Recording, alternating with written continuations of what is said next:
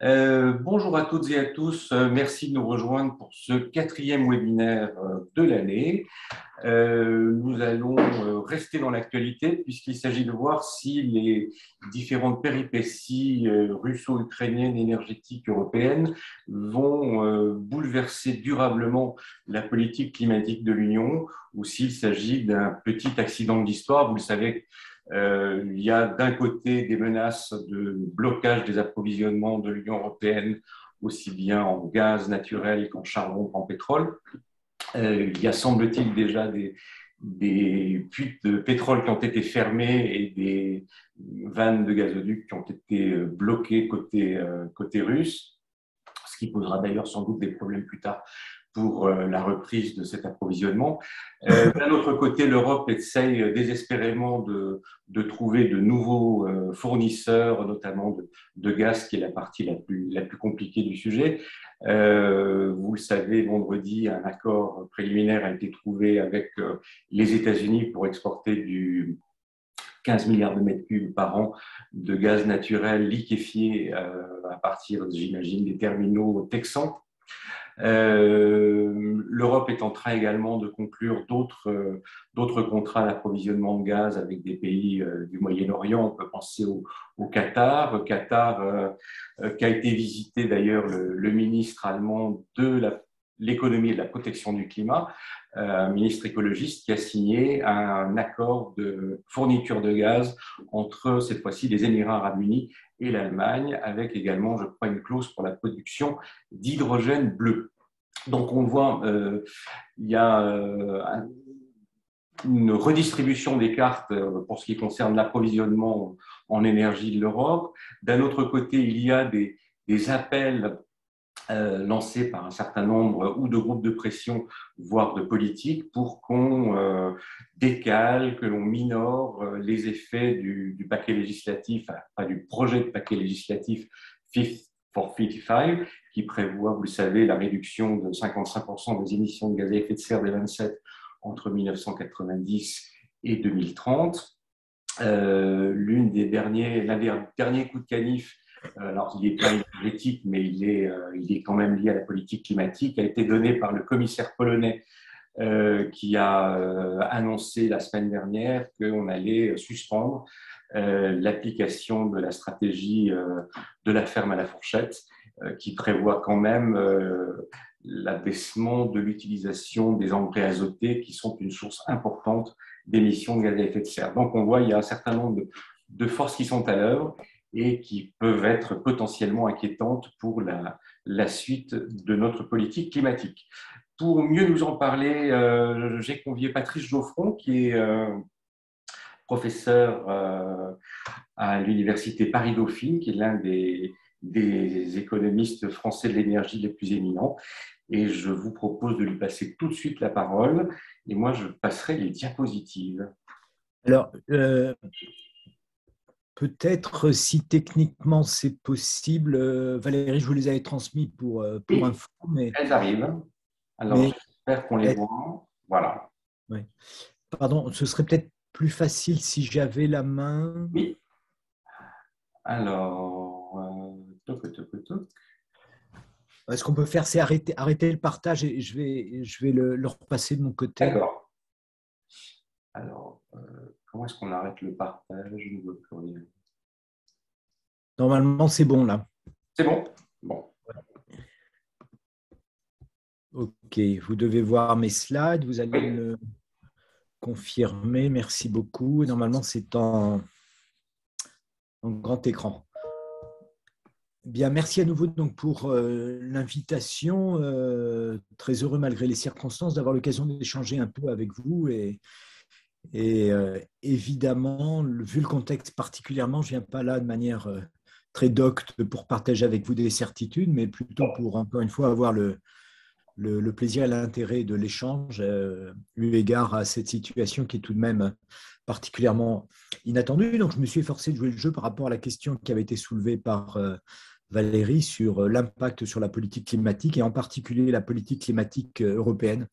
On verra tout à l'heure en conclusion qu'il est intéressant également d'essayer de voir les effets de bord des décisions qui sont en train d'être prises par les Européens avec par exemple assez mécaniquement, finalement, cette course au gaz et notamment au gaz naturel liquéfié va conduire finalement à nous mettre en concurrence avec d'autres zones du monde qui ont la volonté d'utiliser ce gaz pour réduire leur dépendance vis-à-vis du charbon. Et de fait, ça pourrait contribuer à les ancrer plus encore dans le charbon. Mais avant de parler plus directement non seulement de Russie, mais d'Ukraine et de gaz, j'aimerais partager avec vous quelques éléments de panorama, hein, puisque la question qu'on se pose, évidemment, on va s'efforcer de l'inscrire dans le cadre de la lutte contre le changement climatique. Et donc, on a bien tous à l'esprit que après l'année 2020 qui avait été totalement atypique, on a un rebond assez classique en termes là d'émissions de CO2 et globalement d'émissions de gaz à effet de serre par ailleurs, ce qui est tout sauf une surprise parce que tous les points de l'histoire qui avaient pu être chahutés auparavant, avec la crise des subprimes, avec la chute du mur de Berlin, etc., chaque fois donne lieu à un rebond.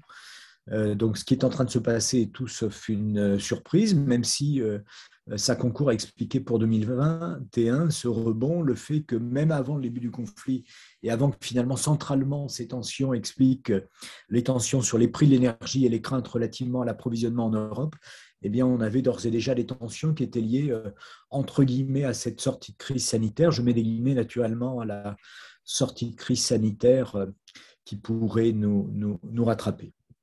Alors, la solution, on la connaît, elle est là notamment au travers de cette... Myriam Langoni et Dakar, Théo Chaland, Charles Fournier, Karim Adeli, Harmonie Le Cerf et Chloé Sagaz. Oh putain. Je crois qu'il y a un souci, Valérie, avec. Est-ce que les participants qui ont laissé leur micro allumé veulent bien le fermer? Dans votre métier, c'est ce qu'on appelle les aléas du direct, c'est ça? C'est ça. Donc, la manière de sortir de ce qui précède sur la slide précédente, eh bien, c'est notamment ce qu'invite à faire l'AIE. L'AIE dont on a vu d'ailleurs il y a quelques jours que le mandat a été modifié et que son mandat désormais est de mettre en musique ce qui suit.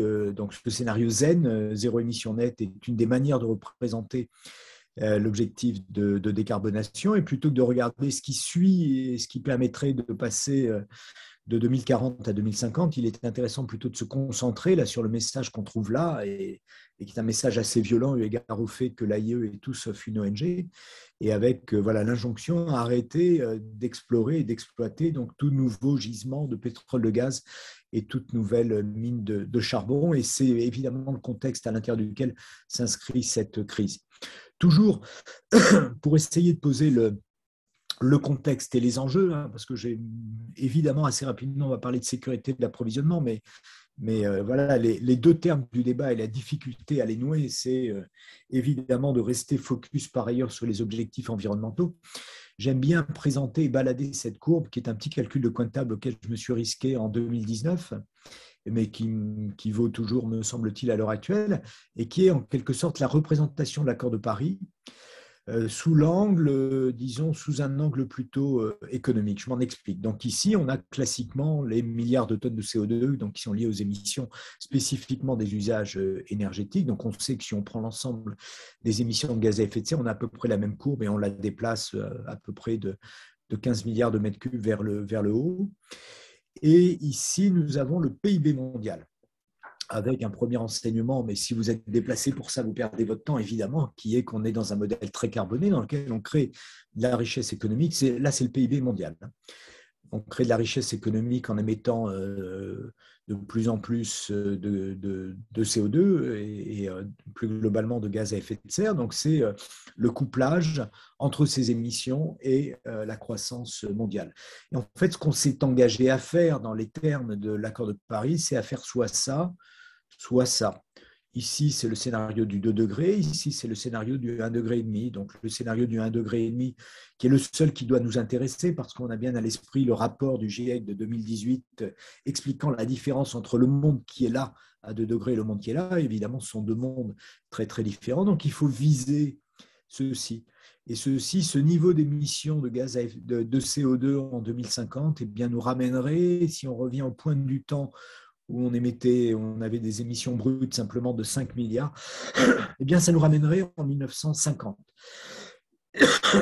Avec entre-temps une population mondiale multipliée par 3,5 environ, et puis un PIB mondial, eh bien, là j'ai fait l'hypothèse que la croissance se poursuivait pour les besoins de la simplification, mais évidemment c'est tout sauf aussi simple, et dès lors qu'on est là, non pas sur l'échelle du temps, mais sur l'échelle du PIB, on peut même imaginer une chute, on peut même imaginer évidemment de la fracturation, on peut même imaginer un retour en arrière. Voilà, mais simplement dans ce scénario qui sera un scénario du découplage entre les émissions de gaz à effet de les émissions de CO2 pardon, et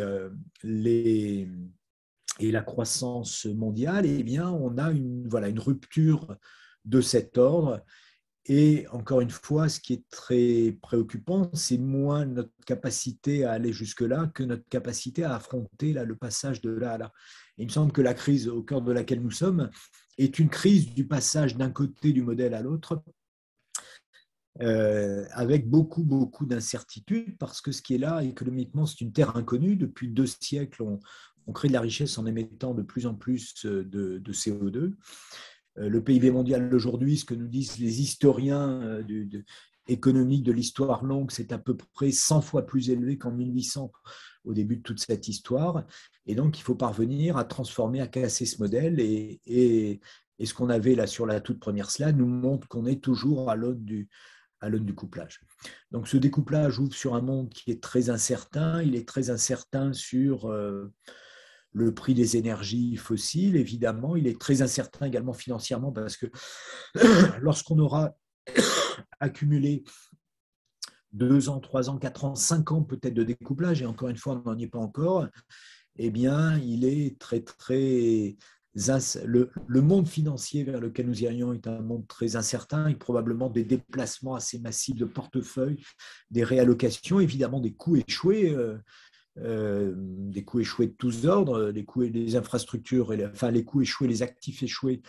C'est à la fois on peut l'espérer, des tonnes de charbon et des milliards de barils de pétrole, mais ce sont aussi des infrastructures pour leur transport, sont aussi des centrales à charbon.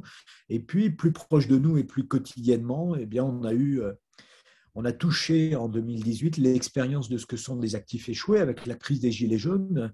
Derrière la crise des Gilets jaunes, on a des vieux véhicules pas très bien adaptés à une augmentation du coût de l'essence à la pompe. On a des cuves à fioul. Voilà. Donc, ce monde est un monde inconnu et la thèse, en tout cas l'hypothèse que je soutiendrai, c'est que la crise dans laquelle nous sommes, en tout cas, doit s'inscrire dans ce contexte. Alors, ce qu'on observe par rapport à ces ambitions, et ça va déjà nous donner une petite intuition sur le prix des fossiles à l'avenir, c'est qu'on a d'un côté, nous dit à nouveau l'Agence internationale de l'énergie, on a finalement un assez bon alignement entre les investissements qui ont été observés concernant le pétrole, l'amont pétrolier et gazier au cours de ces dernières années. Alors, stressé par la crise sanitaire, mais également stressé par eh bien, les incertitudes et les perspectives de la lutte contre le changement climatique. On a là, dans cette partie qui est là, un relativement bon alignement entre les niveaux d'investissement compatibles avec le scénario net zéro et ceux qu'on a observés.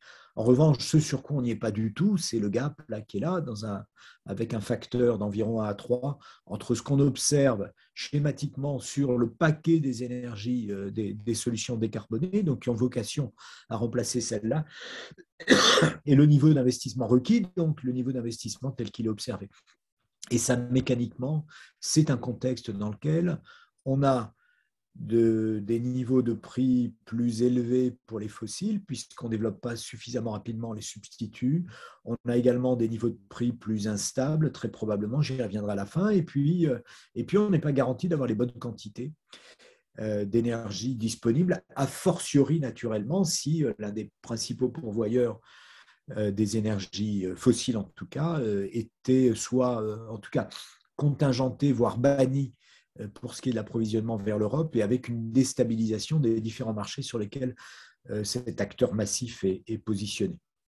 Alors évidemment, tout ça doit être mis en perspective également. Je vais passer rapidement de prix du CO2 et de la manière dont ce prix du CO2 est positionné à l'heure actuelle, avec deux considérations. Est-ce que le prix, quelle partie des émissions des différents pays qui sont là couvre le prix du CO2? Est-ce que le prix du CO2 en unités par tonne, en l'occurrence en dollars, est cohérent? Et on observe là un grand vide dans la zone qui serait la zone nécessaire, mais avec tout de même, et c'est déjà un premier enseignement de cette crise, si on observe, j'ai eu à faire un plein d'essence sur l'autoroute ce week-end, j'en suis pas très fier, et j'en suis d'autant moins fier que le prix à la pompe était de 2,40 €. Donc ça veut dire que très concrètement, on a une taxe carbone, à l'heure actuelle, on a une taxe carbone qui est très élevée.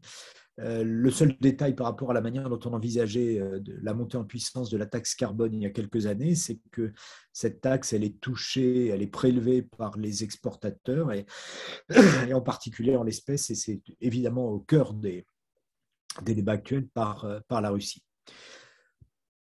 Il est intéressant également de replacer la crise actuelle dans ce que j'appellerais le nouveau paysage géopolitique faute de mieux. Ici, à nouveau par référence à des travaux, mais bien plus anciens, mais assez visionnaires de l'AIE, dans un World Energy Outlook du début de la décennie précédente. Voilà, on avait là des perspectives longues sur la manière dont le paysage des importateurs-exportateurs de pétrole, c'est l'axe du bas, allait se transformer, et sur la manière dont le même paysage, mais cette fois sur l'axe vertical pour ce qui est du gaz, allait également se transformer. Alors on observe dans tout ça des choses assez classiques.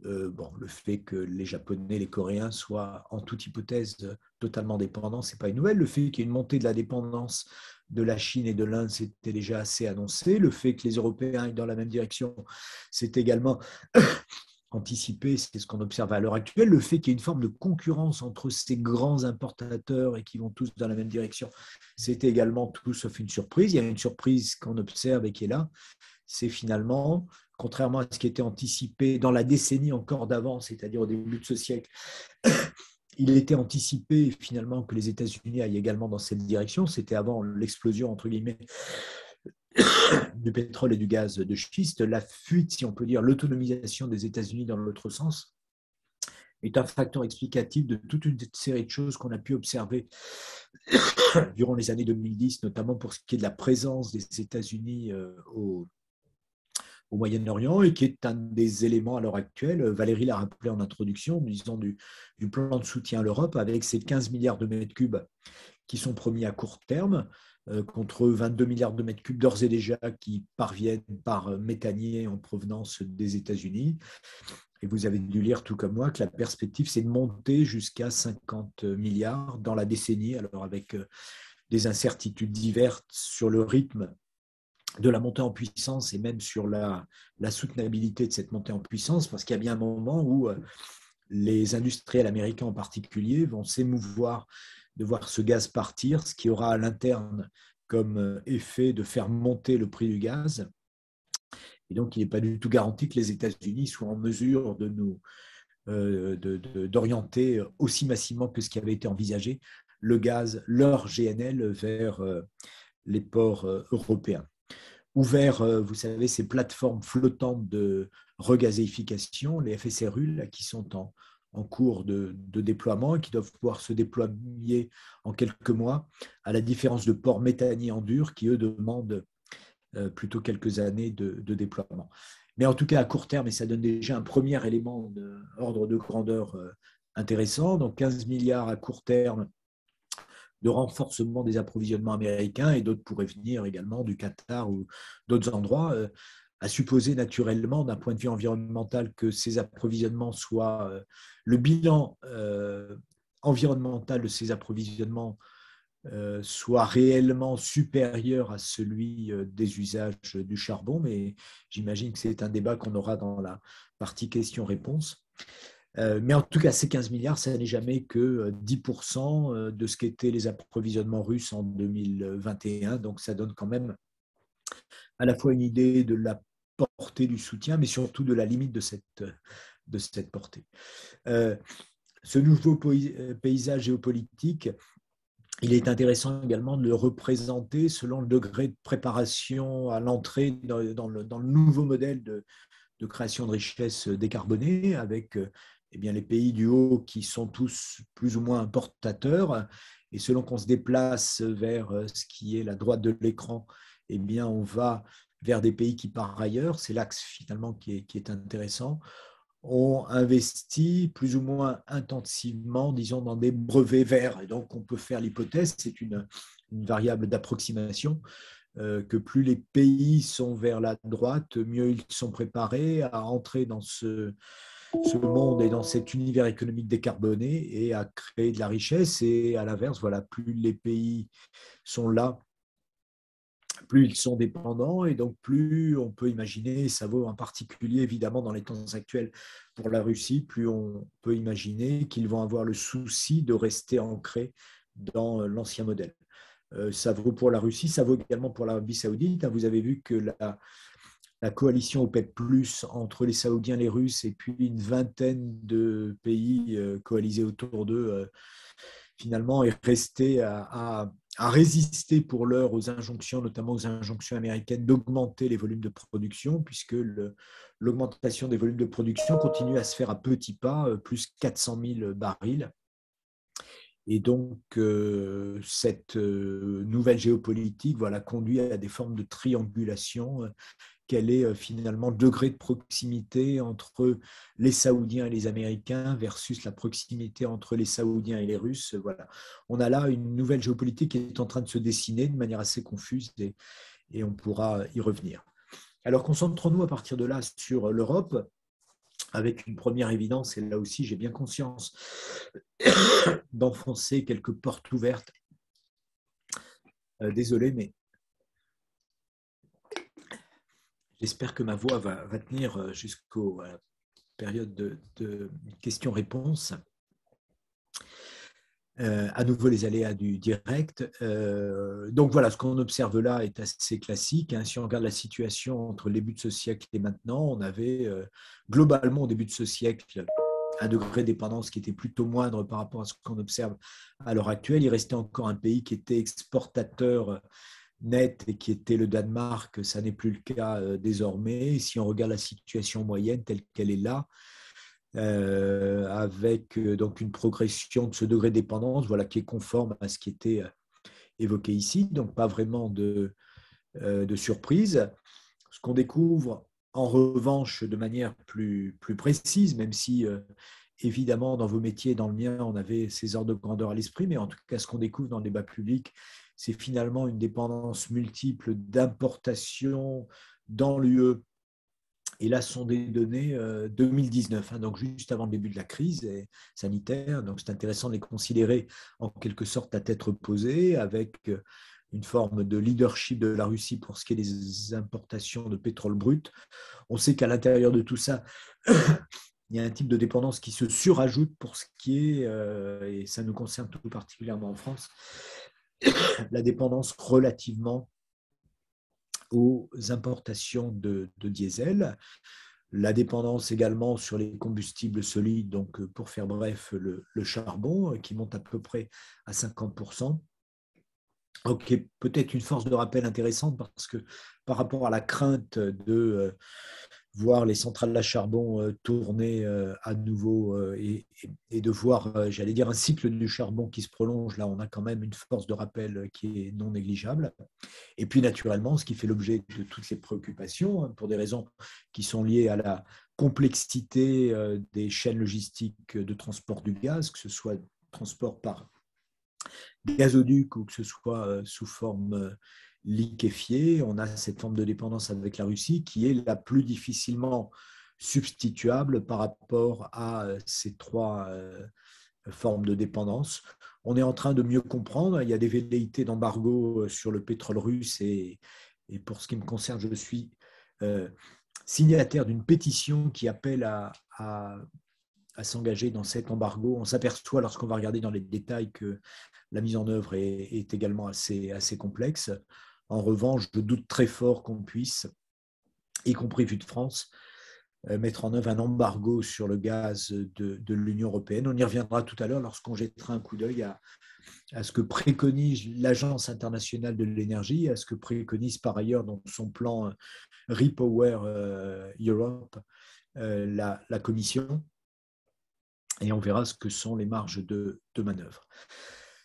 Je passe sur ceci. Donc, cette forme de dépendance qui est en train de monter là, eh bien, on l'observe de manière plus granulaire si on regarde les choses concernant la production autochtone de gaz, et y compris en incluant le Royaume-Uni, où on a cette baisse tendancielle, voilà, qui est inscrite dans l'histoire, qui peut être en partie et transitoirement réversible dans le cas des Pays-Bas. Vous savez sans doute qu'aux Pays-Bas, il y a une partie de la décroissance, enfin en tout cas des perspectives qui s'expliquent notamment par des problèmes de sismicité et d'acceptabilité dans ces domaines, et qui peuvent peut-être transitoirement donner quelques marges de manœuvre. Mais enfin, schématiquement, voilà, si on veut être lucide, il est tout à fait clair que nous sommes sur un vieux continent qui, de toute façon, n'a plus vocation, quoi qu'il en soit, et finalement, c'est plutôt une chance, me semble-t-il, sur l'avenir, à se replier sur ses ressources, modulo évidemment le charbon, à se replier sur ses ressources, et donc, en tout cas, ses ressources fossiles, naturellement, et on a là une manière d'illustrer ce phénomène.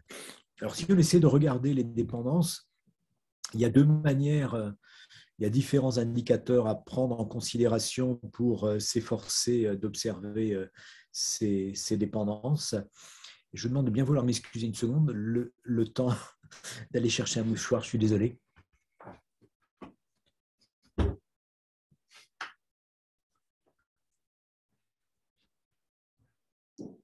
Les aléas du direct ont été très présents ce matin.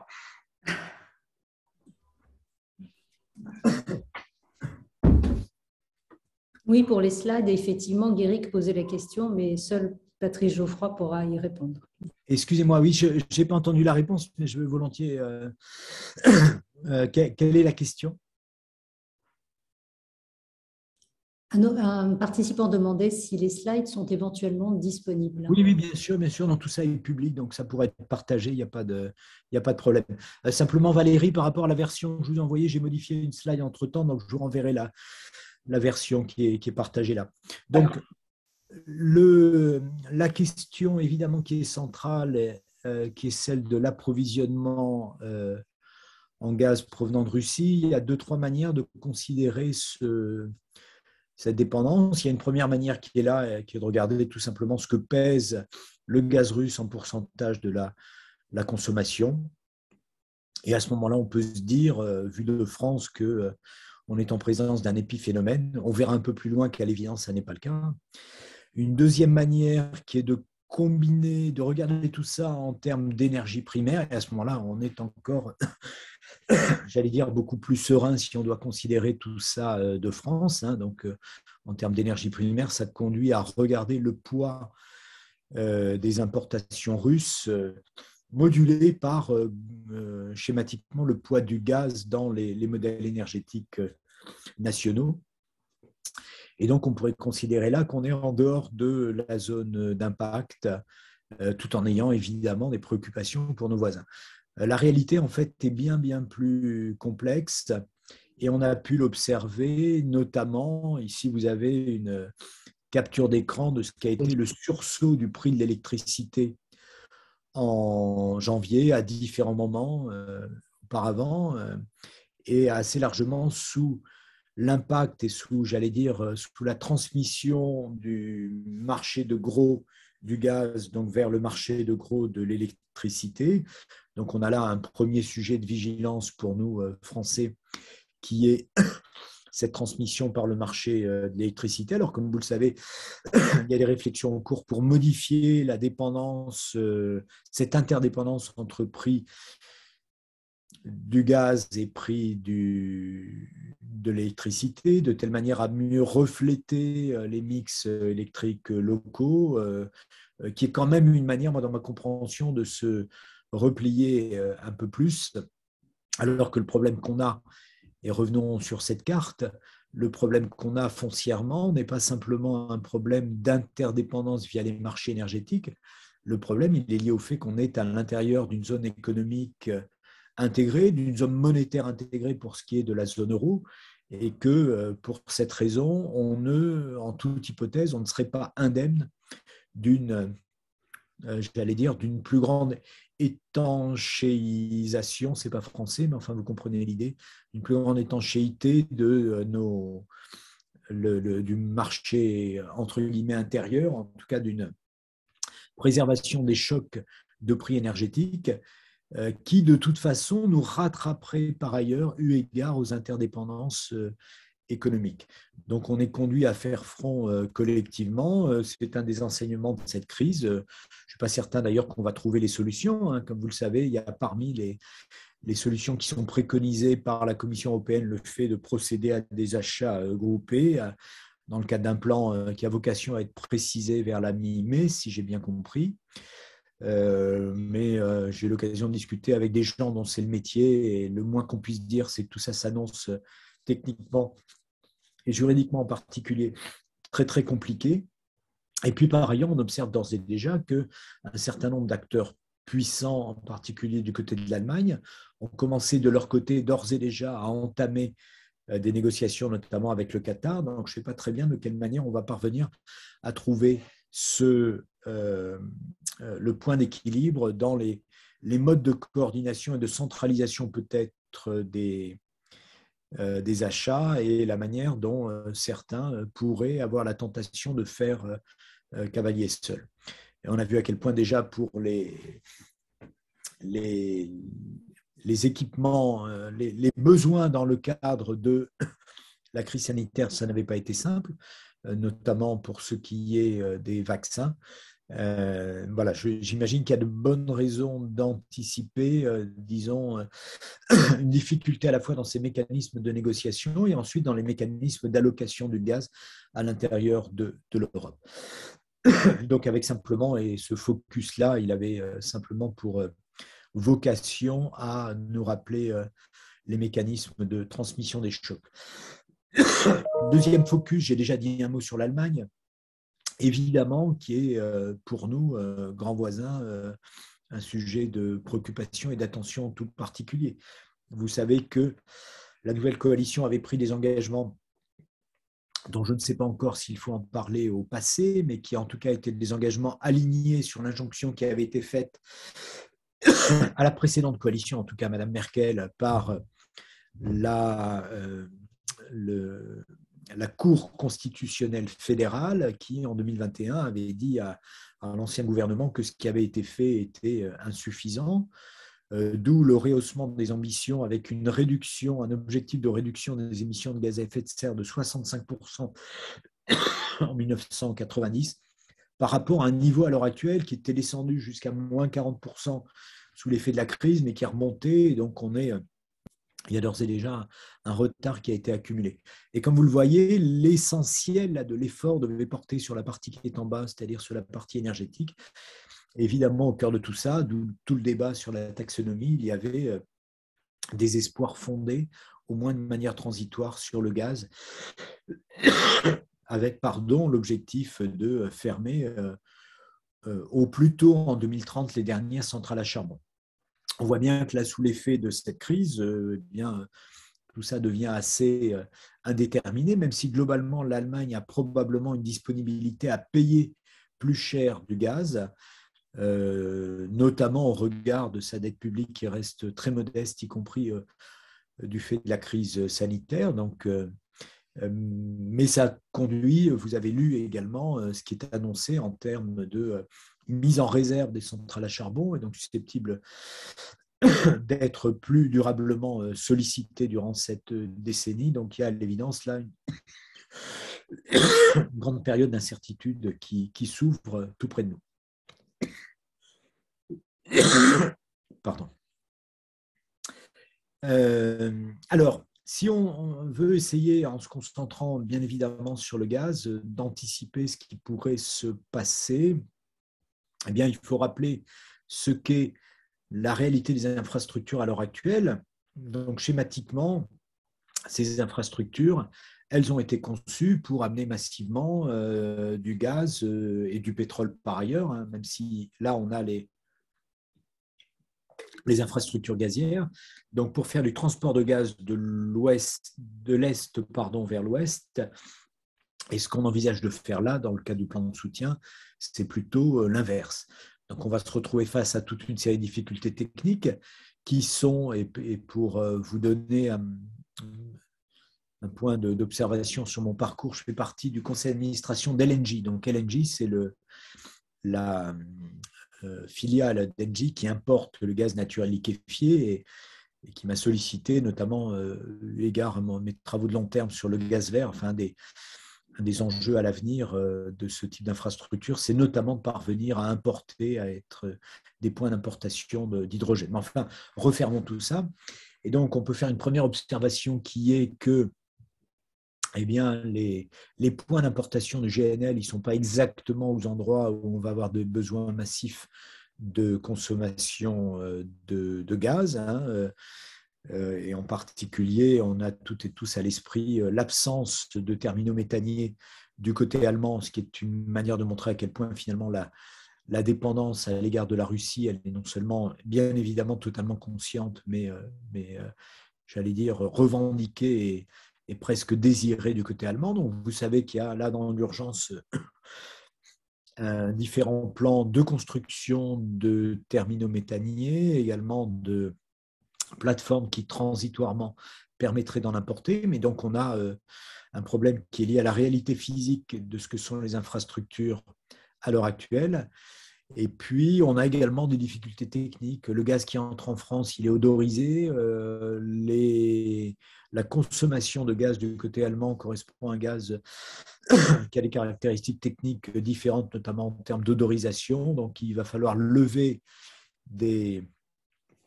un certain nombre de verrous techniques ou de contraintes techniques.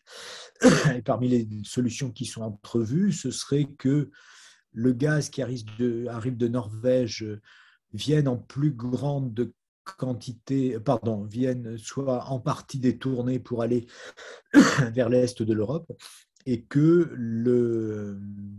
la consommation française repose plus largement sur du GNL. Sachant qu'en ce début d'année, ce sont des chiffres que je tiens de discussions internes à LNG, enfin, qui sont publics par ailleurs, hein, depuis le début de l'année, 43% de l'approvisionnement en gaz de la France intervient via du GNL. Donc, on est à des niveaux d'importation, à des taux d'utilisation des infrastructures qui sont sans équivalent dans le temps. Il y a des projets, y compris en France, au large, à proximité du Havre, d'avoir une infrastructure d'importation temporaire, un projet qui est porté par Total et dans lequel le groupe Engie n'est pas impliqué, donc ce qui pourrait renforcer les capacités d'importation, mais ce qui ne résout pas le problème d'acheminement vers l'est de l'Europe. Vous savez que si on regarde dans le détail la granularité des capacités d'interconnexion, il y a un problème qui est lié entre le déséquilibre de ce qu'on observe là, avec beaucoup de capacités d'importation dans la péninsule ibérique, mais un tout petit tuyau qui, dans l'état actuel des choses, relie la péninsule ibérique au reste de la plaque européenne. Et comme vous le savez, il y a des capacités additionnelles par l'Afrique, par l'Algérie, peut-être à hauteur de 10 milliards de mètres cubes, peut-être un peu du côté azéri, à hauteur de quelques milliards, mais c'est assez indéterminé. Et puis, dans les perspectives à plus long terme, mais qui sont également, me semble-t-il, des risques, il y aurait la construction d'un pipe, d'un gazoduc, du gazoduc XMED,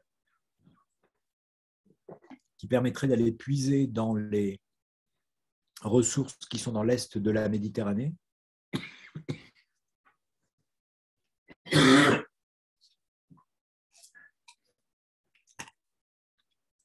On va essayer de passer à une autre étape avec une pilule.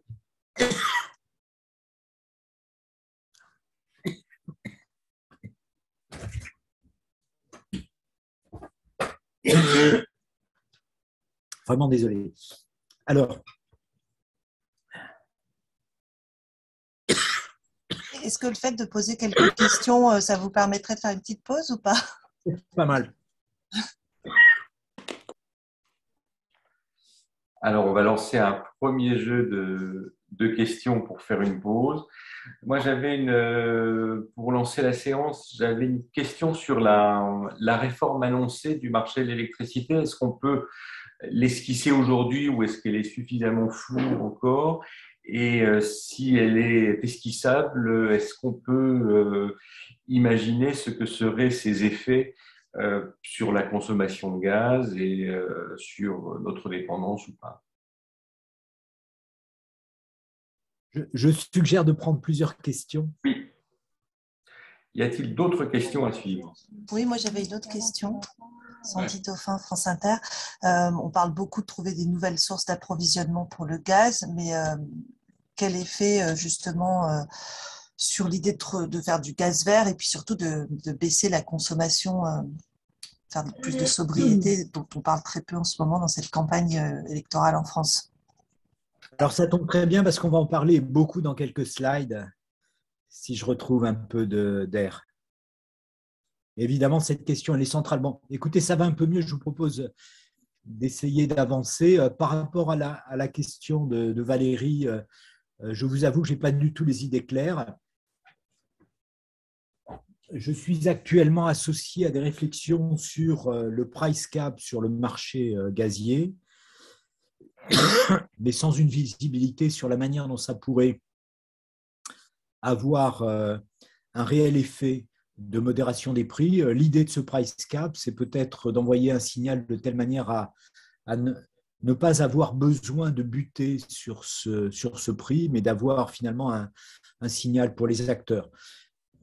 Quant à la modification, disons, du principe général de tarification au prix marginal sur le marché de l'électricité, j'ai l'impression qu'il y a surtout une demande politique du côté ibérique, de telle manière à ce que le Premier ministre ait des choses à raconter à ses concitoyens. Au début de la crise, même si c'est un peu moins vocal maintenant, il y avait les mêmes velléités du côté français.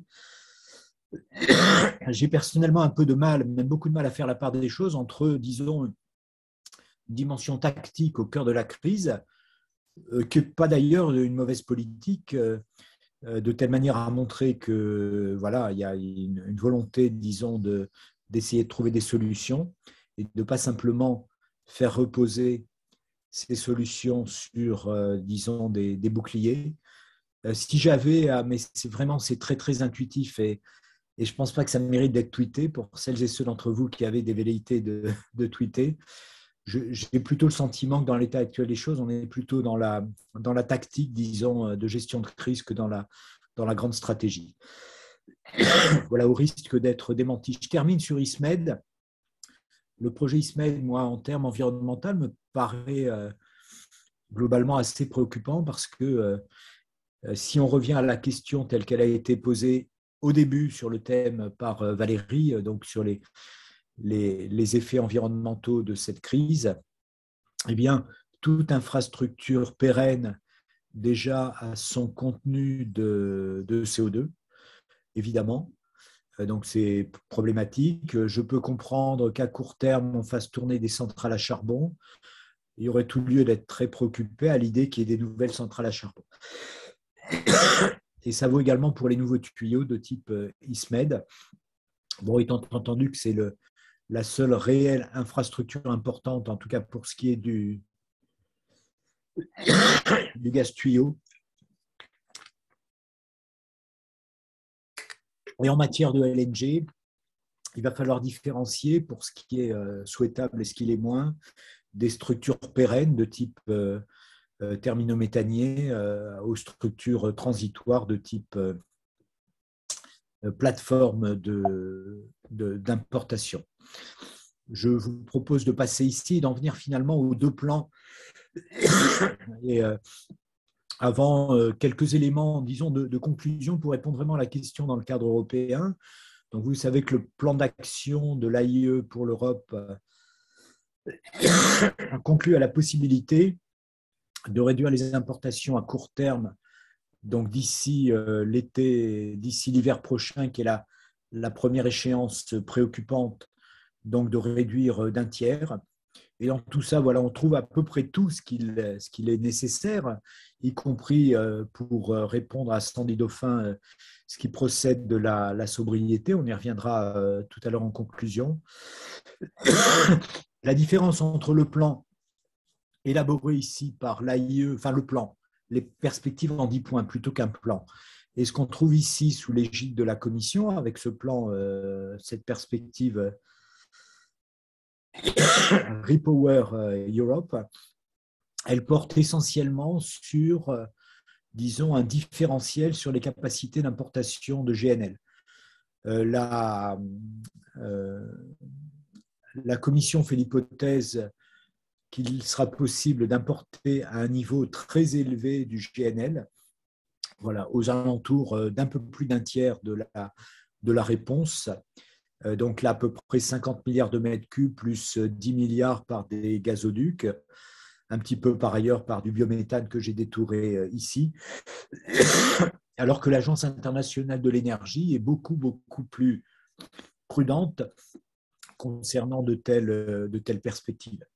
Ce qui est intéressant dans les deux plans, et là ça apparaît plus clairement à l'écran peut-être avec le plan de la Commission européenne, c'est toute la partie qui est la partie non gazière et qui va relever de l'efficacité, qui va relever de la sobriété, qui va relever du déploiement.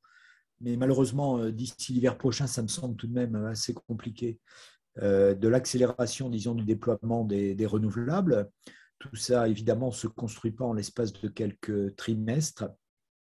Voilà, mais retenons simplement que si on essaie de regarder l'objectif globalement de réduire les importations, donc là en l'occurrence de 100 milliards de mètres cubes, soit 2/3 des importations russes, eh bien, on a à peu près 60% de la réponse qui est dans la diversification du gaz et 40% de la réponse qui est ailleurs, notamment dans l'efficacité, dans le déploiement de renouvelables qui vont venir en substitution, donc de renouvelables électriques et non pas gaziers qui vont venir en substitution.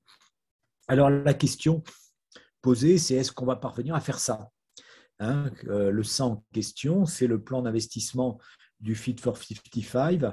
Vous avez également toutes et tous probablement les ordres de grandeur à l'esprit. À partir d'un effort annuel d'investissement qui était d'environ 700 milliards d'euros, tel qu'il a été observé dans la précédente décennie, il faudrait monter, c'est ce qui est ici, à plus de 100 milliards, à plus de 1000 milliards et 1200 milliards au-delà pour aboutir à la décarbonation. Avec une partie importante, c'est essentiel de le souligner, dans le domaine des transports, qui est la partie qui est en verte. On a dans le débat public, mais évidemment, ça n'est pas votre cas, du fait de votre expertise, on a tendance à superposer transition et transition au cœur de la production et du transport et de la distribution d'électricité, mais il ne faut pas perdre de vue, évidemment, les usages et notamment les transferts d'usage au niveau de la mobilité. Alors, la réponse à la question qui m'a été posée, elle tient en 3 slides à suivre par vos questions et dans toute la mesure du possible, à moins de mourir sur scène, ce qui pourrait avoir une certaine, valoir un certain brio et quelques tweets. Là, vous êtes sûr de faire la une. Voilà.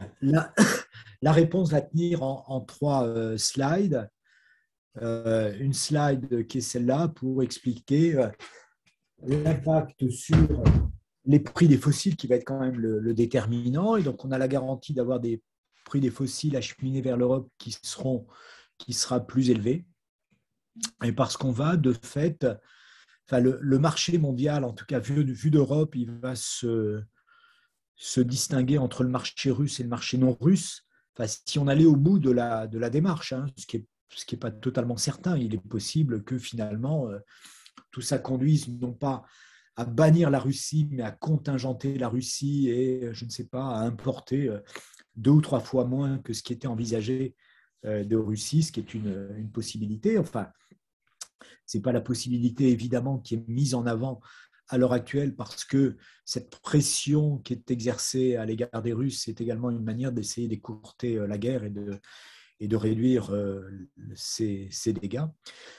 Mais en tout cas, on aura soit un bannissement, soit un contingentement qui conduira d'une manière ou d'une autre à délimiter un marché russe, ce que je vais appeler un marché russe et un marché non russe, pour se sourcer sur le marché non russe, et ça voudra sur le pétrole, sur le charbon et sur le gaz, eh bien, les Européens vont acquitter une sorte de premium.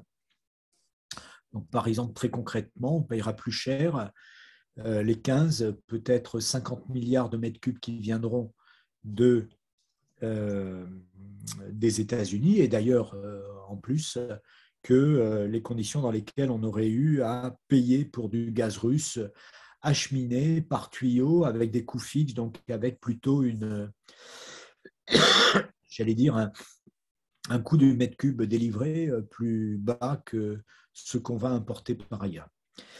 De la même manière, voilà, ça vaudra pour le pétrole aussi, parce qu'on devra importer du pétrole à plus grande distance, on devra faire raffiner du pétrole et le transformer en diesel dans des endroits plus lointains, et tout ça forcément fera l'objet d'une forme de, je ne sais pas comment le qualifier, par simplicité, disons de premium de sécurité énergétique, en se sourçant à des sources non russes. Alors, évidemment, tout ça devra être évalué au fil du temps, parce que il faudra voir dans quelle mesure eh bien, la fidélité, la sécurité qui nous est offerte par ailleurs est préférable à celle des Russes. Et il faudra voir, je sais pas, imaginons ce qui pourrait se passer avec un retournement du cycle politique aux États-Unis, un retour de Trump et bon, bien malin, qui peut à la fois anticiper ce que pourrait faire Vladimir Poutine à l'avenir et ce que pourrait faire Donald Trump à l'avenir. Et éventuellement ce qu'ils pourraient faire ensemble. À ne pas tweeter, s'il vous plaît. Donc, prix plus élevés, des prix fossiles plus volatiles également probablement, parce que finalement ce marché, il avait cette carte mondiale des fossiles, elle avait ses infrastructures, elle avait ses contrats, elle avait voilà, une logique qui était plus ou moins bien établie, mais en tout cas qui était ancrée dans le temps. Eh bien, on va la modifier. Donc tout ça va être un facteur d'instabilité. Et puis on avait vu notamment sur cette slide de l'AIE qu'il y avait d'ores et déjà, indépendamment du conflit, eh bien, des raisons structurelles entre la baisse des investissements oil and gas et l'insuffisant, disons, relais pour couvrir les besoins des investissements dans les infrastructures décarbonées. La combinaison des deux, eh bien, mécaniquement, enfin, c'est un raisonnement de base d'économiste un peu bas de plafond, hein, ce n'est pas très sophistiqué, mais en tout cas, tout ça annonce plutôt, disons, plus d'incertitude et derrière l'incertitude, plutôt plus d'instabilité dans les prix. Et enfin, élément nouveau qu'on n'a pas vraiment connu en Europe, si, contrairement à moi, on n'a pas des cheveux blancs, le fait qu'il n'est pas du tout acquis que les volumes de fossiles disponibles soient disponibles dans les quantités qui étaient escomptées. Donc, avec des risques de rupture d'approvisionnement, des risques d'avoir à prioriser certains usages, certains y réfléchissent. J'ai lu un document allemand extrêmement intéressant sur la manière dont le ministère allemand de l'énergie, de l'économie et de l'énergie, par ailleurs, envisage d'organiser en quelque sorte l'ordre des mérites s'il devait y avoir à prioriser des usages du gaz. Et de ce point de vue, c'est tout à fait nouveau. Hein.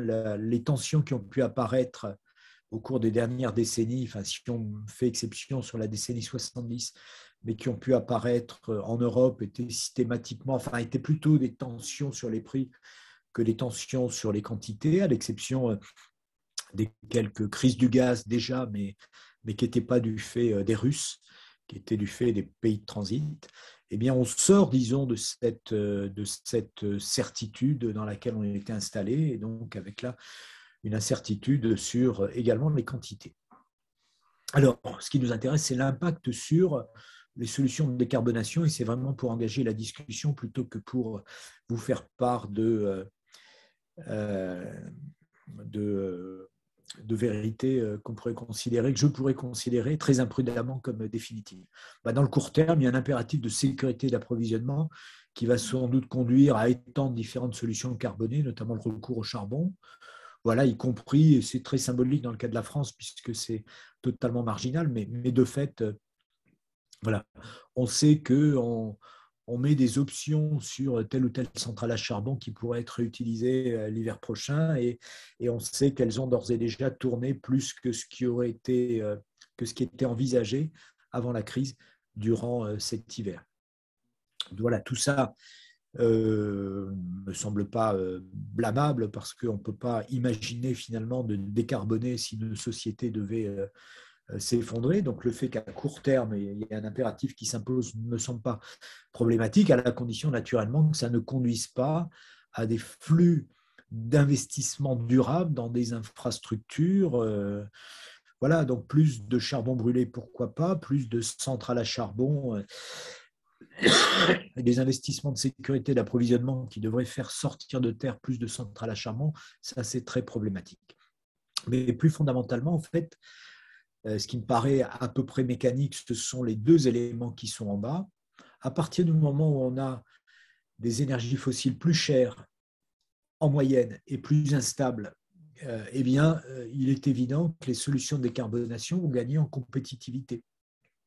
On le voit par exemple sur les perspectives du biométhane. Finalement, ça va réduire l'écart de coût entre le mètre cube de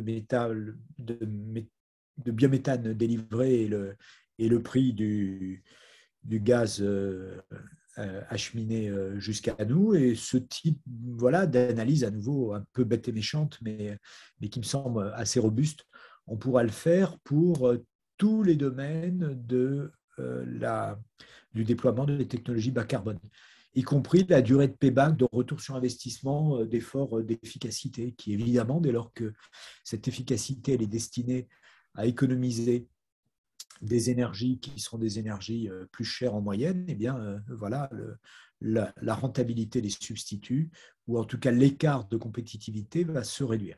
Alors évidemment, il y a des réserves à tout ça, et notamment tout ça est subordonné à une capacité d'investissement, et donc la capacité d'accélération, elle va être fonction de la capacité de nos sociétés à se mobiliser et à trouver les bons mécanismes publics-privés pour accélérer les investissements. Mais ce sera d'autant plus cohérent économiquement que ces investissements de décarbonation, ils auront également une valeur assurantielle, puisqu'ils nous mettront, ils conforteront notre sécurité d'approvisionnement, et ils viendront également nous mettre à l'abri de chocs de prix. J'ai beaucoup travaillé, par exemple, sur l'hydrogène décarboné naturellement, qui est problématique parce que vous avez un écart de 1 à 3 entre, si on veut faire bref, l'hydrogène carboné et l'hydrogène décarboné. Dès lors que l'hydrogène gris produit à base de gaz va se trouver plus coûteux et peut-être plus incertain du fait des problématiques de sécurité d'approvisionnement, eh bien, l'écart de compétitivité va se réduire. Alors, la question de la sobriété qui a fait l'objet d'une de vos interpellations tout à l'heure et qui, me semble-t-il, va devoir être au cœur de nos réflexions, ça va devenir très hype que de faire des efforts de sobriété. Et si on creusait un peu la question, alors déjà, observons qu'à l'heure actuelle, il y a, c'est une évidence, mais une nécessité de le rappeler, il y a 5 millions de ménages qui sont des précaires énergétiques, donc à peu près 12 millions de personnes vivant en France. Il y a des travaux qui commencent à se concentrer cette fois sur la précarité en termes de mobilité. Vous avez vu une étude qui a été diffusée, je crois, ce matin, qui chiffre à 13 millions le nombre de personnes habitant en France qui sont, disons, dans une situation de précarité en termes de mobilité. Et donc, il y a déjà une première évidence qui est que, voilà, une partie, peut-être 20% de la population, peut-être un peu plus, et peut-être un peu plus au fil de l'évolution des prix, sont d'ores et déjà soumis à des efforts de sobriété contraintes. toute la question est de savoir comment est-ce qu'on élargit ces efforts de sobriété avec, dans l'état actuel des choses, évidemment, quelques doutes. Les doutes, ils sont fondés, par exemple, sur une expérience que je peux partager avec vous. Bon, la tweetez peut-être pas, enfin, vous verrez. J'ai fait partie du groupe d'experts qui accompagnaient la Convention citoyenne pour le climat, que vous avez suivi évidemment d'assez près également. Et comme vous le savez, il y a un beau jour de juin en 2020, on s'est retrouvé à l'Élysée en dimanche et où les 150 citoyennes et citoyens qui l'ont présenté, très fiers, ont présenté voilà, les 150 mesures à peu près.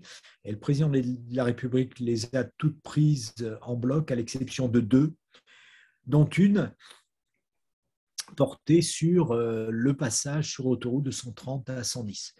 Et ce qu'a dit le président, c'était que voilà, pour éviter toute une série de désagréments à la Convention et éviter que le débat public se concentre sur ces 110 km/h, eh bien, de retirer des propositions, de prendre à peu près tout le reste. Voilà. Eh bien, ces 110 km/h vont devoir être au cœur des discussions à l'avenir. Il va falloir qu'on se convainque que ces efforts de sobriété eh bien, sont une nécessité absolue dans ce domaine et dans d'autres. Hein. Voilà, cette mesure, elle est tout à fait symbolique. Et puis, ça a été une des mesures d'achoppement de cette convention. Donc, c'est intéressant là d'y revenir. Mais il est intéressant également de voir à quel point on est loin à l'heure actuelle dans un débat qui est centré sur le pouvoir d'achat, dans un débat qui est centré sur, par ailleurs, les boucliers tarifaires. On a quand même du mal à montrer à quel point ces efforts de sobriété vont devoir être au cœur, à minima, des efforts qu'on va devoir faire durant cette décennie. Et de montrer que, par ailleurs, si on veut se mobiliser contre la Russie, voilà, la sobriété, c'est parfait. On peut tous, modestement, eh bien, faire des efforts de résistance face à l'envahisseur, entre guillemets, enfin, entre guillemets vu de France, évidemment, beaucoup moins de guillemets vu d'Ukraine. Et des efforts de sobriété sont des efforts également de sécurité collective et des efforts de résistance, voilà, disons-le modestement, mais pourquoi pas après tout, dans le cas de cette crise. Alors évidemment, il y a par ailleurs des sujets de vigilance. Si on veut parvenir à installer cette mobilisation autour de la sobriété, eh bien déjà, il faut bien comprendre que ce qu'on trouve derrière ces niveaux de prix élevés, moi j'aime bien les traduire comme le fait qu'il y a une taxe carbone. Et c'est d'ailleurs des choses qu'avec un certain nombre de collègues, on disait dès avant le début de cette crise. Hein, des prix élevés parce qu'on a des tensions sur le prix du pétrole. Voilà, ça a conduit à des prix à la pompe qui sont cohérents avec les objectifs environnementaux, sauf que la taxe, elle est prélevée par les exportateurs. Et comme ces exportateurs, très généralement, n'ont pas eux-mêmes, par la Norvège, des ambitions de transition très élevées, eh bien, on finance de ce fait l'ancrage dans un modèle très carboné. Donc, il va falloir rouvrir ce débat et bien comprendre, j'allais dire réintroduire une réflexion sur la taxe, plutôt sous l'angle de qui perçoit la taxe. Ça me paraît être une occasion qui rend indispensable ce type de débat. Deuxièmement, oui, les boucliers à large spectre dans l'urgence. Bon, je ne sais pas très bien si par hypothèse j'avais été Premier ministre que j'aurais pu faire dans l'urgence.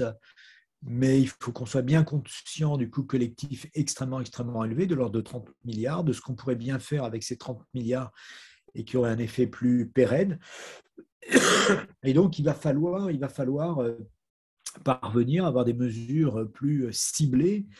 Et dans ce domaine, par exemple, le chèque inflation de 100 € à tout le monde, à peu près, si je puis dire, enfin, pas totalement à tout le monde, mais enfin, j'ai bien compris, 38 millions de chèques qui ont été signés. Eh bien, c'est à peu près, c'est trop peu pour ceux qui en ont réellement le besoin. Et on est, alors peut-être que la période électorale a plus concouru à ce type de mesures, mais en tout cas, il y a une fiction dont il va falloir sortir, qui est que un gouvernement, et vraiment quel qu'il soit à l'avenir, a un pouvoir de blocage des prix, un pouvoir de mise en protection de l'ensemble de nos concitoyens derrière des boucliers. Donc, il va falloir que les ménages qui ont la possibilité d'être soumis à des prix, à des variations de prix plus sincères, si je puis dire, eh bien l'acceptent. Et comme ces ménages sont par ailleurs les ménages qui ont les revenus les plus élevés, eh bien ça va être une incitation à aller vers l'adoption de technologies de substitution, à faire des investissements en efficacité énergétique, etc. Ça va permettre également de faire baisser le coût des solutions pour lesquelles ces ménages vont payer plus massivement, et ça va permettre de les diffuser plus rapidement au reste de la population. Donc vraiment, ces boucliers, encore une fois, on peut comprendre, pas uniquement pour des raisons électorales, que pour une société qui pensait sortir de la crise sanitaire, mais compte tenu de l'état dans lequel je vous parle, je suis personnellement beaucoup moins certain qu'on en sorte vraiment, mais en tout cas, voilà, qu'il y ait eu une urgence à agir de manière très protectrice, pourquoi pas, mais de fait, ça peut pas donner lieu et fonder une politique pour l'avenir, donc il va falloir faire des choses plus fines, et il va falloir très concrètement que les ménages les plus aisés et les plus aptes à supporter la réalité des prix, eh bien, se confrontent aux prix. Troisièmement, on a un problème de fiscalité énergétique de différentes manières. J'en soulève simplement un. Évidemment, il y a un problème d'acceptabilité de la TVA, parce que la TVA a un côté procyclique. Donc, finalement, l'État vient surajouter son prélèvement, rehaussé via la TVA, qui n'est jamais qu'un pourcentage, sur un prix du baril ou un prix du mètre cube de gaz. Et donc, c'est évidemment très, très problématique, cet effet procyclique.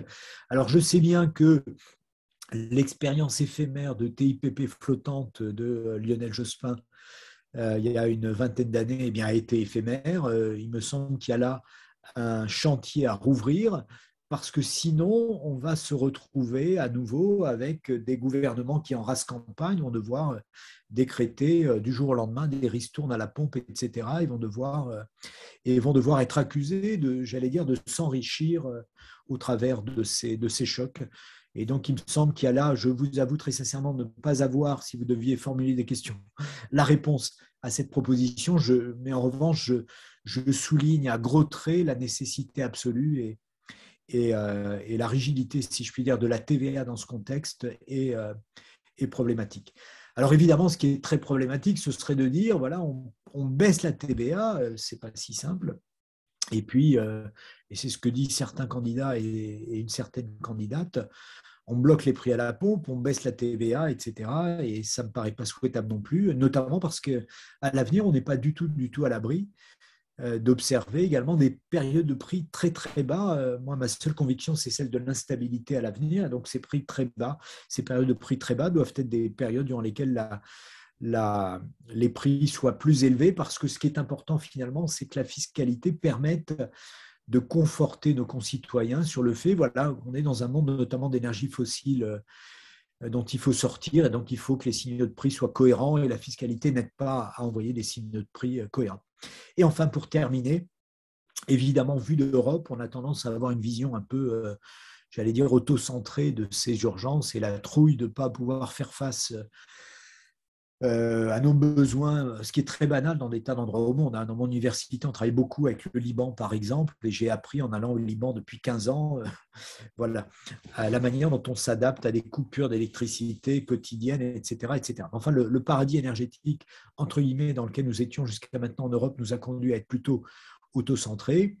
Alors, on comprend que ce monde vers lequel on va est compliqué, notamment au travers des dépendances en matière agricole et le fait que tout ça va avoir des effets sur une partie de l'Afrique notamment. Mais il faut qu'on anticipe aussi le fait que la concurrence qui va monter sur le gaz naturel, et notamment le gaz naturel liquéfié, à l'autre bout du monde et dans des pays qui ne sont pas aussi, opulents, entre guillemets, à nouveau, que nous le sommes, et bien tout ça peut favoriser donc une augmentation du coût d'accès pour eux au gaz, et donc favoriser l'ancrage dans le charbon. Donc ça conduit finalement à dire que, évidemment, l'Europe doit veiller à maintenir ses ambitions, mais doit regarder aux effets de bord et notamment dans le cadre des COP, aux effets de bord de sa politique de transition. Et enfin, toute dernière idée à partager avec vous, il me semble que si on veut également aller de l'avant, parmi les sujets de vigilance, il faut essayer d'éviter un discours qui soit uniquement centré sur le sang et les larmes, qui est quand même un discours dominant et qui dominait sur les besoins de financement de la transition, y compris avant le début de la guerre. Moi, je pense que lorsqu'on met uniquement en avant les 2, 3, 4% du PIB qui sont nécessaires à accélérer la transition, et si on regarde uniquement les coûts, évidemment, on envoie à nos concitoyens un signal qui est très préoccupant, alors qu'en fait, il faudrait être en mesure de regarder les coûts et puis les bénéfices. Alors, il y a des bénéfices globaux parce qu'on réduit les émissions de gaz à effet de serre, mais il y a également des bénéfices locaux. Pour tout vous dire, dans ma toux du jour et de ces derniers jours, eh bien, elle n'est pas sans relation avec la qualité de l'air à Paris d'où je vous parle et les travaux qu'on suit beaucoup dans mon labo sur la pollution de l'air en Europe nous disent que on a fait beaucoup de progrès parce qu'il n'y a plus que 300 000 morts par an liés à la pollution de l'air en Europe versus 400 000. Ce sont des chiffres de l'Agence européenne de l'environnement. Et qu'en France, on n'a plus que 40 000 morts, 41 001 peut-être à la fin de ce webinaire. Voilà, ce qui est quand même tout de même énorme, et vous connaissez probablement, y compris les rapports du Sénat sur la question de la qualité de l'air, qui s'apprécient doublement en termes sanitaires, évidemment, il faut les regarder de cette manière, mais également en termes économiques. Et le Sénat nous dit que ça pèse à peu près 2% du PIB, 50 milliards d'euros, ce qui est énorme, et chaque année, et évidemment, le fait de s'engager dans la transition et le fait de maintenir cette ambition, eh bien, ça va être une manière également d'avoir un retour sur investissement qui est lié à ces bénéfices. Évidemment, les bénéfices sanitaires, au sortir à nouveau avec des guillemets, j'aurais utilisé beaucoup de guillemets, au sortir d'une crise sanitaire, eh bien, les bénéfices sanitaires de nos politiques environnementales, il faut pouvoir les regarder de plus près, les analyser et analyser leur impact économique. Bon, c'est à peu près la seule chose que je sais faire, mais par exemple, l'OCDE a beaucoup travaillé sur l'impact économique de l'amélioration de la qualité de l'air. Et les travaux de l'OCDE disent qu'en Europe, 15% de la croissance, enfin un cinquième, disons, de la croissance à peu près, un sixième, depuis 2000, s'explique par l'amélioration de la qualité de l'air, qui n'a pas été révolutionné, qui s'améliore néanmoins. Et donc, voilà, il va falloir aller regarder également les bénéfices de cette transition. Voilà, j'en ai fini, à peu près en vie, et puis très heureux de poursuivre la discussion. Merci Patrice, on va vous laisser peut-être le temps d'une petite pause pour que vous reposiez votre gorge. Ce que je vous propose, c'est de préparer les questions. J'en vois déjà une dans le chat à propos d'Israël. Et on va reprendre la discussion dans 2 minutes si ça vous va. Parfait, non mais ça va plutôt mieux là, donc on peut… Ça va plutôt mieux. Maintenant qu'on a évacué la qualité de l'air, ça va mieux. Voilà. D'accord. Alors on va commencer les questions. Question d'Esther Amar. Esther, tu la poses en direct ? Bien sûr. Bonjour, merci beaucoup Patrice Geoffrand et tous nos voeux, prompt rétablissement vous accompagne, bien sûr. Ça devrait aller, ça devrait aller. Israël serait en passe d'être accepté dans l'Organisation de l'énergie des pays de l'OCDE, je parle au conditionnel, afin de concrétiser le flux de gaz israélien vers l'Europe. Les ministres ont convenu de la création d'un groupe de travail composé de représentants de l'Union européenne et de représentants du ministère israélien de l'énergie pour examiner les difficultés et les conditions nécessaires à la mise en œuvre du projet. Est-ce que vous savez où cela en est? Est-ce que ça représente une option probable, intéressante, solide pour l'Europe? Alors, non, je ne sais pas où ça en est. En revanche, c'est un sujet que je connais assez bien, notamment pour l'avoir examiné du côté libanais. Comme vous le savez, il y avait, les choses ne sont pas forcément totalement clarifiées, mais en tout cas des querelles de frontières dans la capacité à aller puiser dans ces réserves de gaz entre Israël, le Liban, Chypre. Voilà, donc tout ça est évidemment une zone qui est assez compliquée. Alors, on l'a regardé sur la carte et le plus simple, c'est peut-être d'y retourner.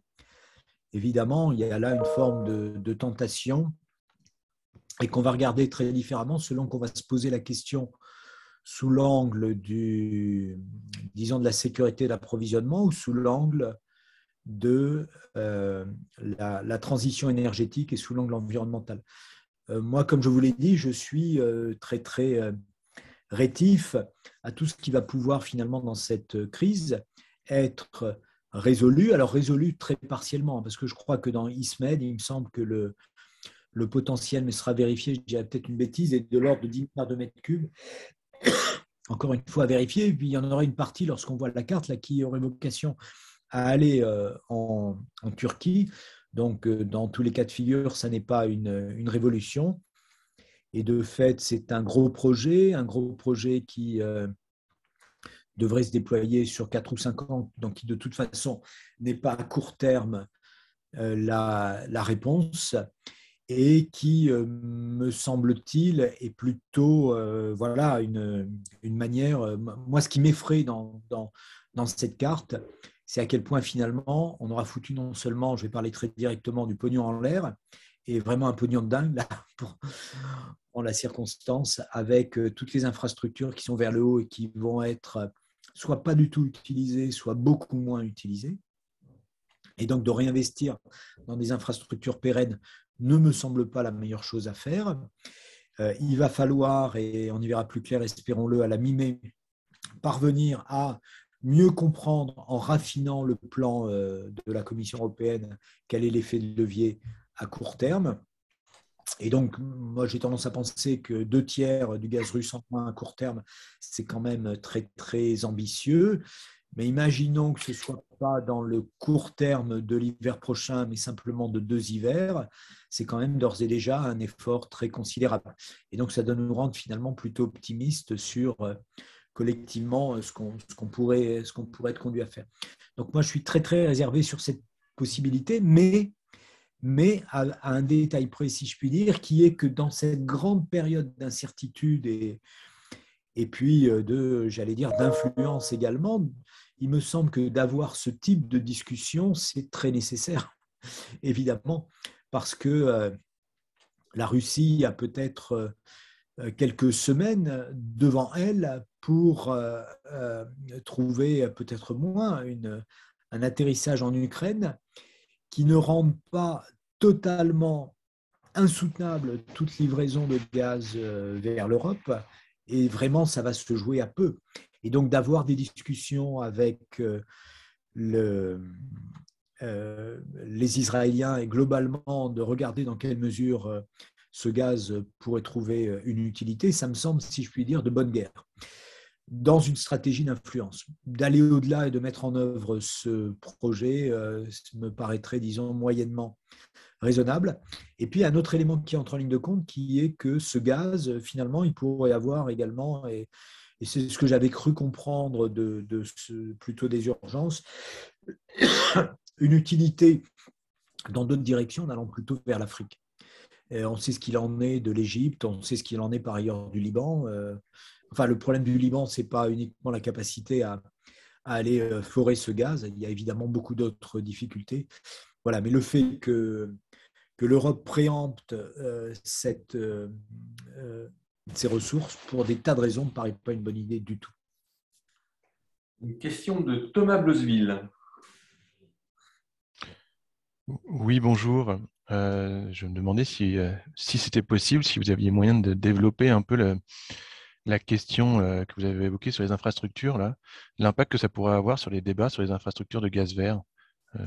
Savoir si ça crée aussi des incertitudes de ce point de vue-là. C'est la question de la péninsule ibérique qui m'y a fait penser, parce que vous avez dit qu'il y avait un faible raccordement pour transmettre le gaz, mais comme il y a aussi des projets de produire de l'hydrogène, par exemple, en Espagne, et de l'amener dans le reste de l'Europe, je me demandais si ça pouvait bouleverser un petit peu la donne. Oui. Merci.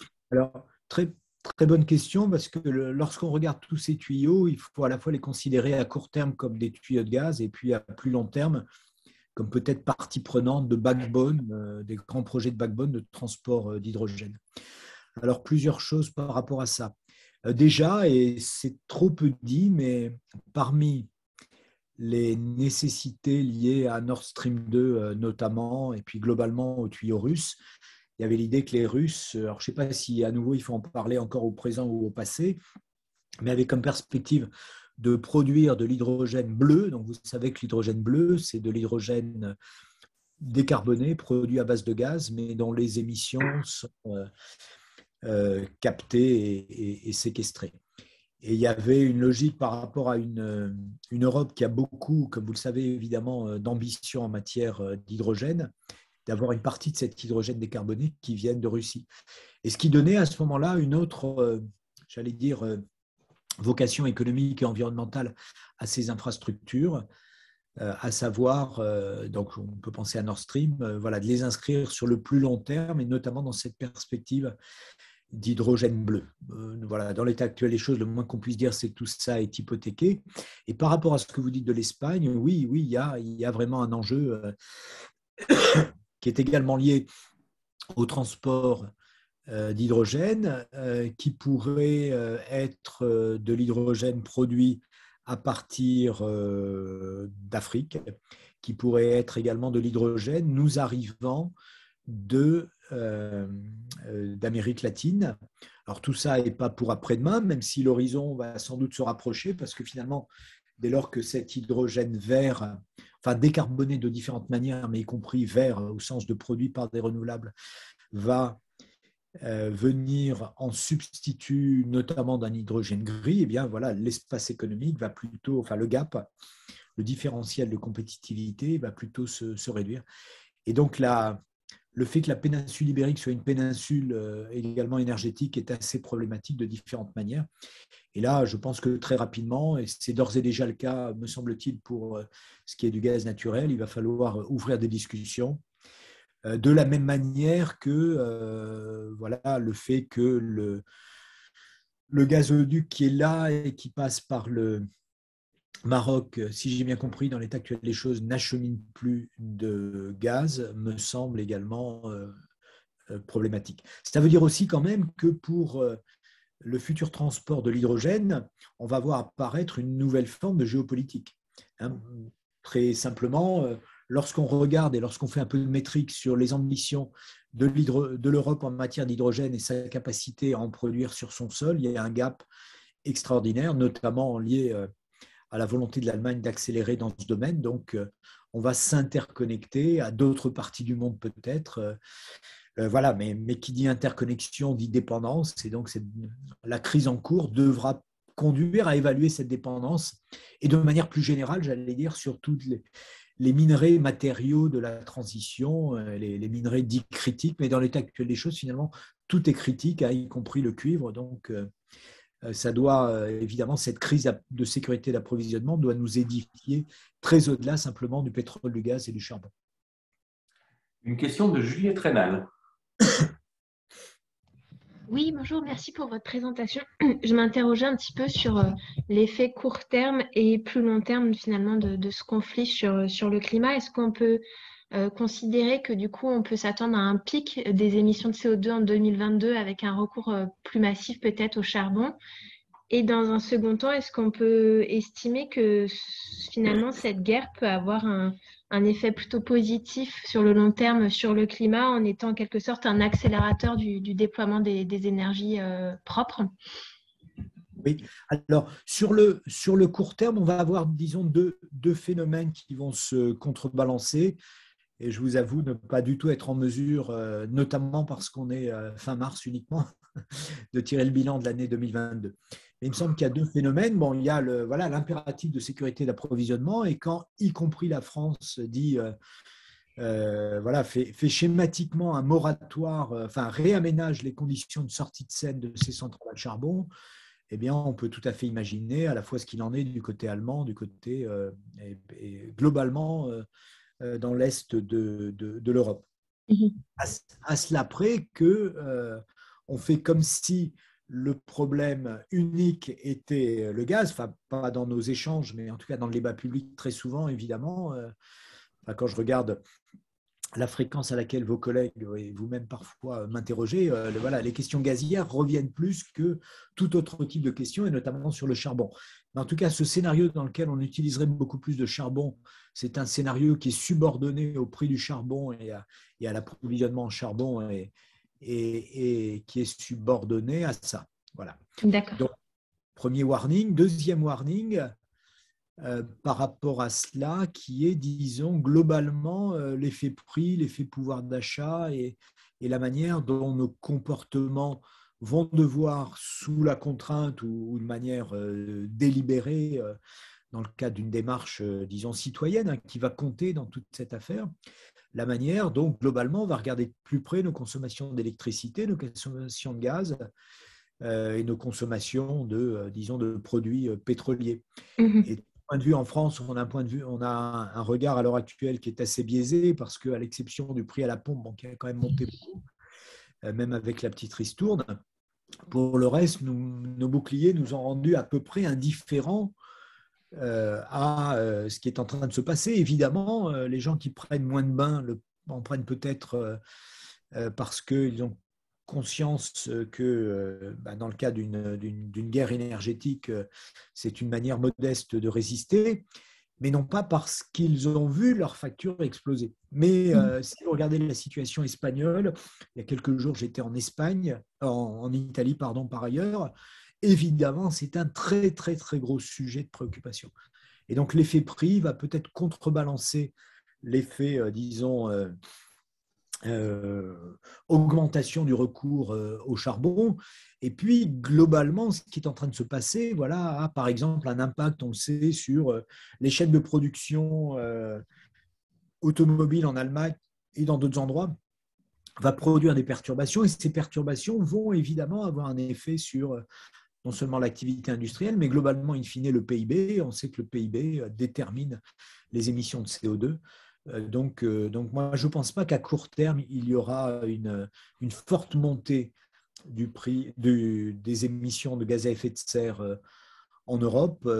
Et je pense par ailleurs que forcé ou contraint, eh bien, dès lors qu'on sort de la fiction selon laquelle, de toute façon, on aura suffisamment d'énergie, c'est la fiction qui est en train de voler en éclats, eh bien, on va voir un accélérateur de la transition. Donc moi, je suis à cet égard beaucoup plus optimiste pour la manière dont va se dérouler la suite de la décennie. Voilà, à la condition qu'on parvienne à investir, à la condition qu'on veille sur les plus précaires, à la condition qu'on les accompagne et à la condition, évidemment, qu'on ait dans la boîte à outils de politique publique qu'il va falloir rénover assez foncièrement, et bien qu'on ait des outils malins qui soient des outils d'accompagnement. Et très clairement, à l'heure actuelle, on ne les a pas.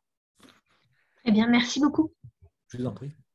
Est-ce qu'on a déjà une idée de la façon dont réagissent au retour de l'Europe sur les marchés mondiaux du pétrole, du gaz et du charbon, des grands pays asiatiques qui sont, avec lesquels il va y avoir, j'imagine, une compétition pour la sécurité de l'accès aux ressources? Oui, alors par rapport à ça, moi, les seuls éléments que j'ai sont très probablement ceux que vous avez par ailleurs, qui sont, disons, les éléments un peu saillants à deux bouts du spectre. À un bout, on a vu que, notamment dans le cadre des solidarités internes à l'OCDE et à l'AIE, en l'occurrence, le Japon et la Corée du Sud ont accepté, mais en forme de geste de bonne volonté, que soit détourné vers l'Europe des méthaniers qui leur étaient destinés. Voilà, mais ça va globalement rester assez marginal et donc il ne faut pas attendre une révolution de ces détournements. Il y a un autre effet qui est la manière dont certains pays, disons d'Asie au sens large et évidemment parmi les plus fragiles économiquement, vont parvenir à se sourcer, disons, sur le marché non russe. Alors, ce n'est pas facile de le faire évidemment parce que les tuyaux ne vont pas dans cette direction pour l'instant pour ce qui est du gaz. Et puis le GNL n'est pas forcément… Enfin, il y a moins de gaz qui sort de Russie sous forme de GNL et puis il y a évidemment des problématiques de contrat de long terme, donc ça ne se redétourne pas aisément. En revanche, on sait que c'est le cas en direction d'Inde pour le pétrole. Et l'Inde, c'est, j'allais dire régalé, mais non, il ne faut pas dire ça, parce que de fait, voilà, pour une économie qui a ce niveau de développement, on peut tout à fait comprendre, mais en tout cas accepter dans ses ports des livraisons de pétrole russe discountées, mais vous avez sans doute les mêmes chiffres que moi, un discount de l'ordre de 20-25% peut-être du pétrole russe. Ça veut dire aussi que un embargo sur le pétrole russe aurait moins de portée qu'un embargo sur le gaz russe, parce que le pétrole qui n'irait pas vers l'Europe serait détourné, irait ailleurs. Ça aurait un impact économique sur la Russie, parce que la Russie trouverait des acheteurs qui achèteraient, et c'est d'ores et déjà le cas, comme je l'ai indiqué avec l'Inde, achèteraient ce pétrole moins cher, alors que le gaz russe qui n'arriverait pas vers nous, assez largement, en tout cas à court terme, et évidemment dans une guerre, le court terme compte, eh bien, ne serait pas vendu. Il ne pourrait pas être détourné mécaniquement sur la Chine en particulier. Donc, voilà, c'est un des termes du débat, mais enfin, notre dépendance, de toute façon, à court terme en tout cas, nous interdit d'agiter de manière crédible une menace d'embargo sur le gaz. À supposer que les exportations d'hydrocarbures russes soient contraintes de diminuer fortement, est-ce que pour les infrastructures, ça peut poser un problème? Je pense en particulier aux infrastructures pétrolières. Pardon, c'était haché à un moment. Est-ce que vous voulez répéter le début? Dans l'hypothèse où les exportations d'hydrocarbures russes seraient amenées à baisser significativement, est-ce que ça peut poser un problème pour les infrastructures? Je pense en particulier aux oléoducs. Alors là, on touche à des questions, n'étant pas ingénieur, sur lesquelles je ne vais pas m'engager. Je dirais, mais c'est peut-être j'allais dire plutôt le reflet de mon ignorance, que je n'ai rien entendu de la sorte. Et en première analyse, il me semble que ce serait moins problématique sur le pétrole que sur le gaz. Alors, ça peut poser des problèmes à l'amont sur la manière… Enfin, c'est moins le pétrole qui ne va pas aller dans les tuyaux que la manière d'arrêter la production à l'amont, de stocker. Voilà, à un moment, on va se retrouver sans doute assez rapidement. Et donc, ce que je sais, c'est qu'évidemment, et pour le pétrole et pour le gaz, arrêter de produire ne consiste pas uniquement à refermer une vanne. Donc, il y a d'autres types de considérations, mais pour lesquelles je n'ai pas une expertise qui est suffisamment pointue pour la partager avec vous. Y a-t-il d'autres questions? Oui, Sandy Dauphin, France Inter. Moi, j'avais une question sur les objectifs de la PPE en termes de baisse de la consommation d'énergie, notamment la baisse de la consommation primaire de gaz naturel. Est-ce que la situation actuelle est en train de booster ces objectifs? Alors, il me semble que c'était moins 10% en 2023 et moins 22% en 2028. Bien, est-ce que justement, vous avez l'impression qu'on ne profite pas de la situation actuelle pour être plus ambitieux? Écoutez, moi, je vous avoue, je suis globalement assez sceptique sur la PPE. Enfin, dès lors que la PPE est baquée sur l'ancienne référence relativement aux ambitions européennes à 2030, il me semble que de toute façon, tout ça est… Il faut attendre la prochaine. Pardon? Il faut attendre la prochaine, ça. Oui. Enfin, moi… étant économiste, j'ai beaucoup de respect pour le droit et je m'en tiens à ce qu'a dit le Conseil d'État à l'État français en juillet, je crois, 2021, en disant que du retard avait été accumulé. Et ce retard, il a été accumulé, encore une fois, par rapport à une ambition européenne qui était celle d'être à moins 40% en 2030.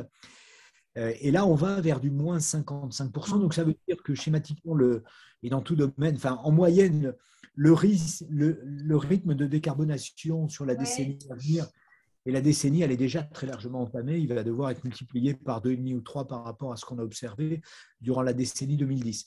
Est-ce qu'on a à l'heure actuelle, dans le débat public, des mesures et une prise de conscience globalement qui permet d'imaginer qu'on va y arriver?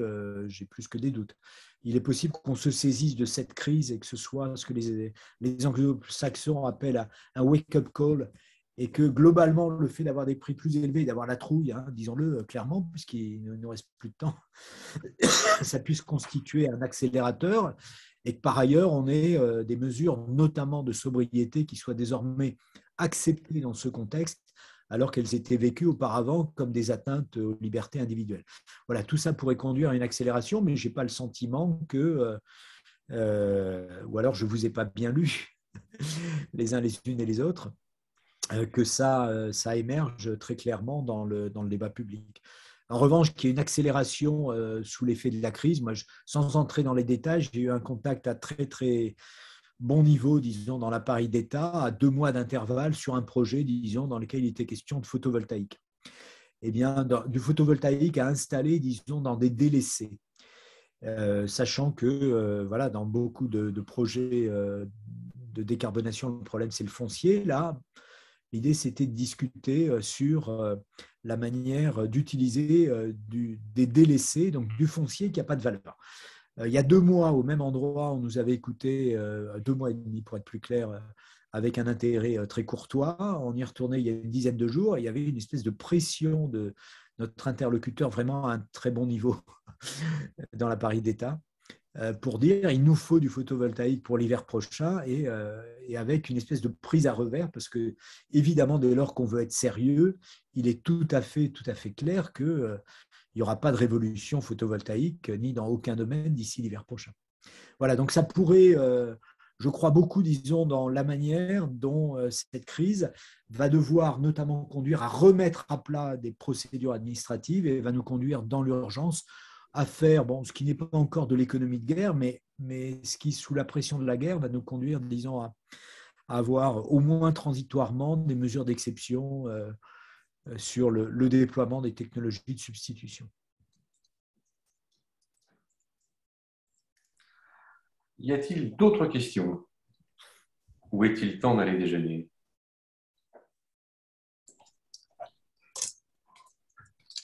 Visiblement, la faim a terrassé tout le monde. Alors, s'il n'y a plus de questions, je remercie chaudement Patrice Geoffron qui a failli laisser sa voix, sa gorge et sa santé pour nous abreuver de bonnes infos. Merci à tous et toutes et rendez-vous dans les prochaines semaines pour un nouveau webinaire de l'Agile. Très bonne journée à tous. Merci beaucoup, merci Valérie pour l'invitation et vous avez vu que vous m'avez sauvé la voix hein, et que ma voix en fin de webinaire est bien mieux qu'au tout début, donc un grand merci également pour ça. Avec grand plaisir. Et donc, on diffusera la nouvelle version du PowerPoint à celles et ceux qui en feront la demande. À bientôt, merci. Au revoir. Et au plaisir de vous lire.